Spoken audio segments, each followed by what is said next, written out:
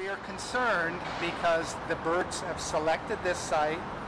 They have continued to stay here as the population has declined elsewhere. And this is the most secure site that we have where they nest, in that it's protected, being on state or above state parks property. So, this is the best site for birders to come and see the birds. So it's a really important site.